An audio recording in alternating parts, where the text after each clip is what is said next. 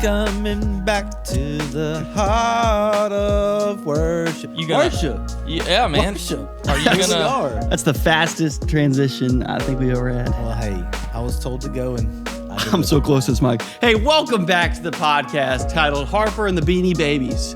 We're super Beanie excited. Babies. Where is your beanie, bro? I don't. It's My like beanies 20 are in degrees Missouri. Could have outside. been the Beanie Bros. The Beanie Babies. I'm not. No, I don't want to say that. The Beanie Babies. Welcome back to the Beanie Babies in Harper. Yeah, we have a new guy on the show. Everyone say hi to Sean. Sean Morris, up? the guy. Sean Everybody. Morris The legend. is really cool. Tell us about Sean. Sean is just a stud. He thinks that he can ball and be a basketball player, but on record, I think I've got him 2-1. That's not even remotely Okay, close. I like that meant to record. say 1-2, but it is what it is. You guys But have only ever played basketball 3 times. Here's what I know. I have never dunked on him, but I have shot a 3 in his face. That's all I got. That's all I got. But, no, fair. but for real, Sean But he is. didn't win that game. He came back. Sean, And tell us a still little won. bit about yourself. Yeah, Sean, man. tell us. I feel Man. like we can't do you justice. Yeah. So I grew up pastor's kid, and Uh-oh, my dad's DK. yeah, my dad's a pastor. He's been a pastor for, oh my gosh, 43 years. That's a lot of years. 44 years. That's older than me. It's older than me too, Twice. Harper. I think it's older than all of us. That's good. Harper's really good at math, everybody. But yeah, no, he's a pastor, and so I grew up in church. Like, lived there basically. Like, he pastored in Sevierville when I was a little kid. I went to Sevier County schools. Shout out Sevier County. Shout 'em State champs, you know what's up. But he would like pick me up from school, and we would go back to the church, and I would just hang out at church until he was done working for the day. You know, he'd pick me up around 3. We'd go, and he'd work for a couple more hours, and we'd go home. And I had like a really early fascination with like our drummer at church, a guy named Randy Back. Come on. Randy? Randy Back. Good name. I don't think Randy's with us anymore. I think he's probably playing drums for Jesus now. But no, he was what I remember about him as a little kid is he was a phenomenal drummer. He also played at a couple of the shows down in Pigeon Forge and came to church and played on Sundays. And I was like enamored with drums. And so like even as like I think the first time I ever played drums in church, I was like 6 years old. And we used to do like offering songs, right? Where like the choir would sing a special Yeah. while they pass out the offering plates. I and remember stuff. those. And I remember getting to sit on his knee because I couldn't reach the kick drum, and I would doom doom God doom doom for the offering song. That's pretty cool. So yeah, like, but yeah, so I kind of grew up. Every day after school, we'd go to church, and I had like a cassette player with like some old school headphones, and I would just put a tape on of like Hillsong or something like that, and just kind of play drums along to it while Dad worked in his office. Yeah, so you'd say from like an early age, you enjoyed kind of the aspect of worship in like Yeah. a general sense of like playing music, of performing for others, of leading people and doing something. 100%. Yeah. I was just kind of enamored with the music aspect of it, really. And which kind of led to my early understanding of worship that which was really very surface level, right? It was very music centric, very like emotional response equals success kind of deal, which is very surface level and really doesn't line up with what Scripture says about worship. You know, Romans 12 tells us that. What are you looking at? We've been talking about Romans 12. Oh, the dope. last series. Yeah, so Romans 12 lot. tells us, right? So we probably talked about this at some point, but Romans 12 tells us that worship is an offering of ourselves to God as a living sacrifice. Yeah. And really what that's saying is that worship is a lifestyle, right? So it's much more than just what we do on a Sunday morning or at midweek. And true worship isn't just about music. You know, it's about surrender and obedience and ultimately his holiness, you know. So that was kind of my journey getting into worship. Like as I got older, I was like, oh, like there's more to this than just singing a set of songs. Because really, if it's just us singing songs, then, you know, a great musician can get up and sing Somewhere Over the Rainbow and have the same effect, right? That's true. I So- think that's one of the things about music. Like we all often have emotional responses to music. I Yeah. mean, I'm sure a lot of us at any time in our life have had like the chills, you know, when you're listening to like your favorite song. For I know sure. growing up, I did a lot of musical theater and kind of it was involved in that aspect of things. really? I know, isn't that funny? Oh. You already knew that. Yeah, I did. But I can remember watching like Broadway shows in New York and getting the chills because of music. And so I think often, we correlate. Yeah. That's the word. Yeah. Worship and like worship services with that feeling. When in reality, it's like, well, we can also have that feeling in other places. And I think for me, when I was growing up, I did experience kind of that feeling of like emotional response to music in other places, and I got kind of confused. Yeah. Right? Because if I was telling or being told in church services that it was supposed to look like that, but then I was kind of experiencing that somewhere else, like, what do you have to say about that? Yeah, kind of going back to the Romans 12 thing, like worship being a lifestyle, it is more than just a song or a set of songs or a set of music. And Jesus tells us in Luke 9, he says, whoever wants to be my disciple must deny themselves daily and take up their cross and follow me. Right. Which lends itself to what we're talking about with worship being a lifestyle. Is it's not just what happens here in the four walls. It's not just what happens on Sunday or at midweek or in Level Up or whatever. It's not what happens here. It's what we do daily. If we're laying ourselves down to Him and saying, God, like today I surrender to you. Like my day to day, I want to be focused on you and focused on you guiding my life. And that's really what we're talking about here is worship unto Him. It's not about us, right? It's not and worship was never meant for us. And we get really confused sometimes with like our personal preferences and stuff like that, kind of getting in the way of what true worship is really about. Yeah. What would you say then true worship is about? Right? For some of our listeners that might have never really talked a ton about worship, they've been involved in worship services, but maybe they don't really know what it looks like for them personally. Like if you could kind of boil it down into one, tinfoil ball that you could throw at something, what would you say like is worship? I would say that worship is an outpouring of ourselves to God in response to who He is. That was a good answer. Did you write that down? I did not write that down. That was straight off thought the he cuff, did for a baby. second. Hey, you might need to write that down. Yeah. I mean, if I'm listening, I'm writing that down. That's good. But seriously, like worship can become an idol. Yeah. Right. It can be something that is an experience on Sundays or at midweek, and then all of a sudden, we're making it about something that's other than God, right?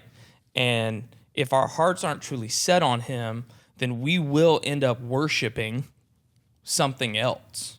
And whether that's like our preferences or the talent level of the people on stage or the performance of the worship service or something in our daily lives. I mean, it sounds kind of cliche, but like you can end up worshiping a social media app. Right, yeah, it's like the idea that we all worship something. It's just what do we worship? What right? do we worship? Because like I talked about this about a week ago at midweek when we were bringing up the topic of worship, and you were there. But it's like we are created to worship something or someone. And so if we're not worshiping God, we're still worshiping, but maybe it's like you're talking about social media influencers. Maybe it's just the idea of social media. Maybe it's the idea of pleasure or just of comfort. And so ultimately we have to be very accountable to what it is that our minds are fixing ourselves on. Yeah, and it's really like what you're giving your time to almost, Yeah. right? Like I fall into the trap all the time of finding myself scrolling on Instagram, TikTok, whatever. And most of the time, I'm very bad at catching myself and going, what am I doing right now with my time? I'm giving too much time to this thing. When really, like, I should be spending more time in the Word. I should be spending more time in prayer. I should be spending more time seeking Him. And that's the lifestyle that we're talking about. Like worship being a lifestyle. It's not just a set of songs. Yeah.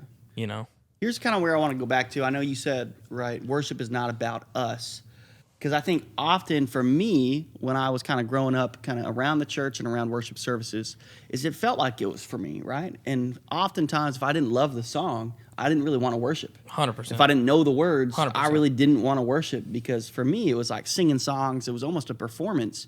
So how do we combat that kind of idea when I feel like our culture is constantly coming out with new worship songs and in services that we don't like songs, like I don't want to sing. Like if I don't really love this song, what if it's like lame to me, Yeah, and that's that idea that you just talked about, that worship is not for us. I mean, Isaiah's vision reminds us of that worship is not about us, it's about his holiness, right?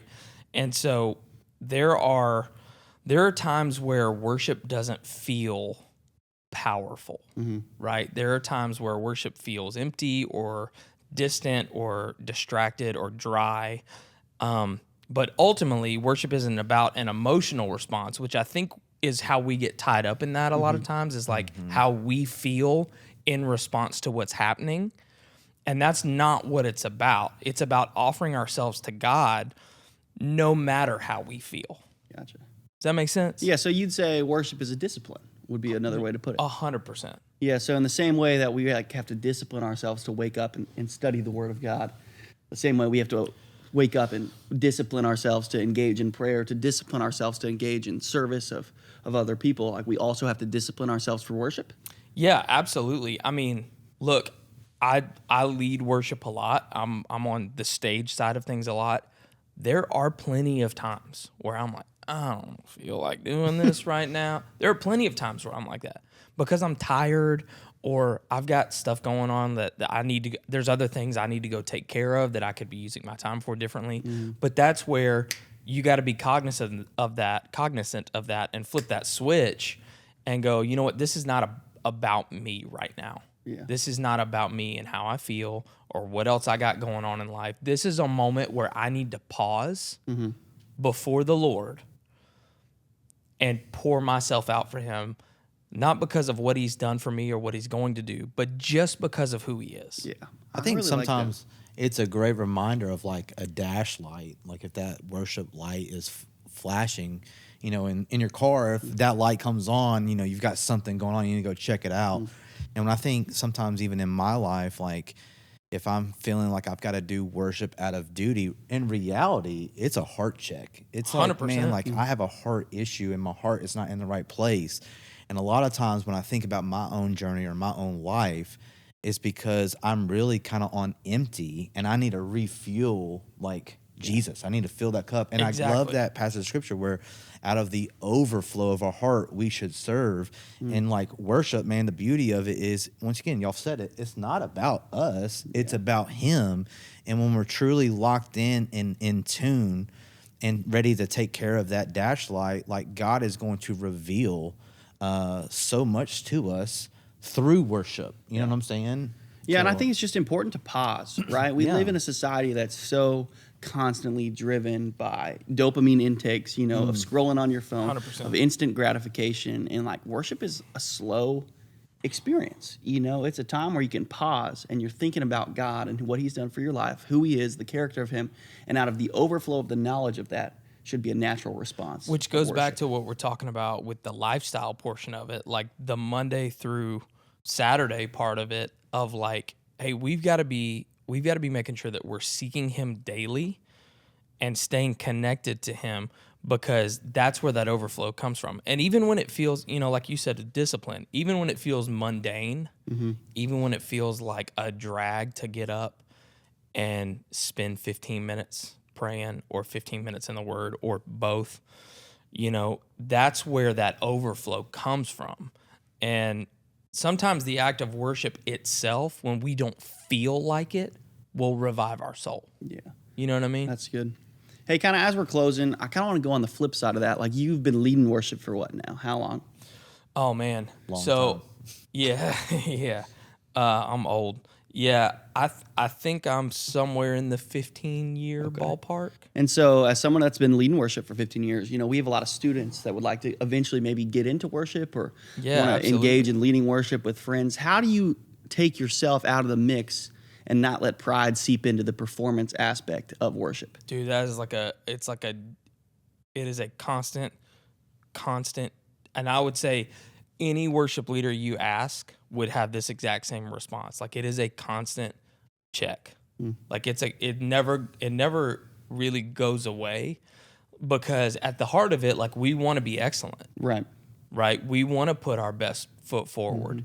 And there's times where you're like, oh bro, we killed it today. And you're like, oh man, but was that really what it was about? Right. Nah, it wasn't. And that's kind of a heart check every time that happens, of like, yeah, like we performed the songs well. We played the songs really well. But if that's all we're doing, Yeah. there's not really, like, that's pretty shallow. Right. You know what I mean? So I would say, like, you know, if you're getting into that, if you're wanting to get involved in worship and stuff, like, really think about on the front end. And I wish somebody would told me this when I was younger, because again, of like my early understanding of worship was the performative aspect and being really good at my craft, right? But really think about that on the front end of like, man, why do I want to be a part of this thing? Do I feel called to it? Do I feel like the Lord has gifted me and called me to this? Or is it like the shiny toy on the shelf? Yeah. That's good, man. Good words. Hey, last thing, I know we're kind of starting to get kind of close to time, but what would you say or encourage students as they're preparing to engage in worship? Like, what's a practical kind of thing that we can grasp at? You know, we've talked a lot about the kind of theology of it a little bit, kind of what it means to worship, what it looks like in specific settings, but what's like something, if they could take one thing away from what we're talking about tonight and translate it into their time in worship services or in worship in their daily lives, what's something you'd give them? I mean, the easiest answer for that, because there could be a lot of stuff, but the easiest answer to that is like prepare your heart, right? If you're coming, I mean, there's plenty of times where you're in the car on the way to church and maybe you're fighting with your parent or brother or sister, or in my case, spouse, you know, and like you had a rough morning. It was difficult with the kids or with the dogs or whatever. It's really difficult to let that walk into the room with you. Yeah. So like being intentional about preparing your heart before you go into a worship service or a time of personal worship, like spend some time in prayer. Like even if it's like 5 minutes, Yeah. you know, spend some time in prayer and go, God, you know what? I don't feel like I'm ready for this today, but I know you deserve it. Yeah. So I'm going to do it regardless of how I feel. And kind of, you know, it's kind of like just doing that, just as simple as that. It's kind of like clearing your palate. Yeah. Like you ever go to like a fancy restaurant and they bring like the sorbet Yeah, as like a palate cleanser? Or the smell in the coffee beans when you're getting a fragrance or something. Exactly. It's like a palate cleanser good. almost. Like prepare your heart for what you're about to go into. Yeah. Because it is important, and it's not about you and how you feel. It's about you offering yourself to the Lord. Come on now. You know, I was thinking there is nothing musically talented about me, but I thought I don't know, bro. I heard you singing at the beginning of this thing. I As think you you got could some tell. potential. But I heard this, and this has stuck with me, man, for all these years. And it's kind of like this door frame approach, like as I'm walking into the worship center or, you know, the gym in our case for students. Yeah. And then you also, like almost every single time for service, you have like that countdown. Those are two opportunities where I have those checks. Like as I walk through the door, I'm getting my heart prepared. As I'm seeing the countdown go down, I'm getting my heart prepared. But man, don't forget, like the words on the screen are not just words on the screen. Come on. Man, those words on the screen are life changing. Obviously, if the song supports, 100%. biblically, but like it really is those times. Like, and so if you are not musically talented, like me, hey, still go for it, because God wants to use you even. And in I'm through telling that you, as well. I just thought about this as you were talking. A great way to do what we were just talking about preparing your heart. Man, I'm going to tell you, on Sunday mornings, before the first service at like 8:30, about 30 of us gather down at the altar in the worship center, and we just pray for like 10 minutes. That's right. You know, and maybe I don't know if that's something we could do with students or something. I know you guys do like a leader huddle and pray and stuff, but like, man, I'm telling you, that is the moment that, and I don't get to go to it every Sunday because we got other stuff going on, getting prepared for service. But man, when I do go, it is a complete reset for me in that moment of like, hey, maybe rehearsal didn't go the way it was supposed to, or we had some hangups, but like, man, when that moment hits, it's like, oh, okay, I remember why we're here. That's good, man. You remember the why. That's an Remember the invite. why. That's an invite. If you want to come 8:30 on Sunday mornings, Hey, come see us. come see us, come pray with us. We enjoy some prayer. Hey, we're super excited Sean got to hang out with us. Sean is a Yeah. gifted and talented worship leader and a true friend. and he helps lead our staff really well. Really cool guy, and he's pretty good at basketball, except for when he plays Justin. Yeah, he's going down every time. We're super happy Sean got to hang out with us today. You should see Justin post up. It's pretty special. Hey, it's impressive. He might be small, but he's a mighty. Here's the deal. I don't. Not the size of I got the quick the dog release, in the man. fight. I shoot the three. I stay where I belong. Hey, you know, I don't belong in the key. Anyway, duck boots. We're glad you got to hang out with us. Hey, we'll talk to you next time.